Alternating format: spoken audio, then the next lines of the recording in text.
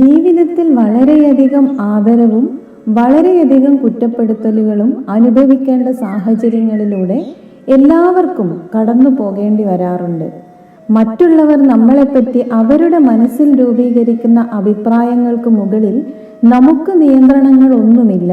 അത് പൂർണ്ണമായും അവരുടെ സംസ്കാരത്തിനും അറിവിനും അനുഭവ പരിജ്ഞാനത്തിനുമൊക്കെ അനുസരിച്ചായിരിക്കും രൂപീകരിക്കപ്പെടുന്നത്. എന്നാൽ അവയോട് നമ്മൾ എങ്ങനെ പ്രതികരിക്കണം എന്നത് നമ്മുടെ നിയന്ത്രണത്തിലാണ് ഇരിക്കുന്നത്. നമ്മുടെ മനസ്സിനെയും അതിൻ്റെ സ്വഭാവത്തെയും നമുക്ക് നിയന്ത്രിക്കാൻ കഴിയും.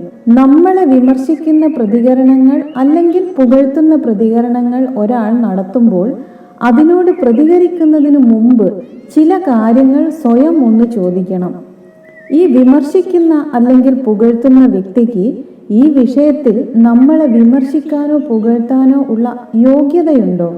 ഈ വിഷയത്തെപ്പറ്റി അറിവുണ്ടോ? ആ വ്യക്തിയെ നമ്മൾ ഗൗരവത്തിൽ എടുക്കേണ്ട കാര്യമുണ്ടോ? തുടങ്ങിയ ചോദ്യങ്ങൾ സ്വയം ചോദിച്ച് അവയ്ക്ക് കിട്ടുന്ന ഉത്തരങ്ങൾക്കനുസരിച്ച് അവരുടെ വാക്കുകൾക്ക് വില നൽകാം, തള്ളിക്കളയാം, തമാശയായി കരുതാം. അങ്ങനെ ഏത് രീതിയിലും നമുക്ക് ഏതാണോ നല്ലത് എന്ന് തോന്നുന്നത് ആ രീതിയിൽ നമുക്ക് പ്രതികരിക്കാം. ക്രിക്കറ്റ് കളിയിൽ ബാറ്റ്സ്മാൻ തീരുമാനമെടുക്കുന്നത് പോലെ എല്ലാ ബോളുകളും നേരിടേണ്ട കാര്യമില്ല.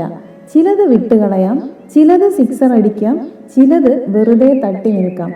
ബാഹ്യലോകത്തോടുള്ള പ്രതികരണങ്ങളെ മനസ്സ് കൈവിട്ടു പോകാതെ നമുക്കാവശ്യമായ അല്ലെങ്കിൽ ഗുണകരമായ രീതിയിൽ മാറ്റാൻ കഴിയുന്നവർക്ക് ഏത് സാഹചര്യത്തിലും മനസ്സിൻ്റെ സമനില നിലനിർത്തി ശാന്തിയോടെയും സമാധാനത്തോടെയും ജീവിക്കാൻ കഴിയും.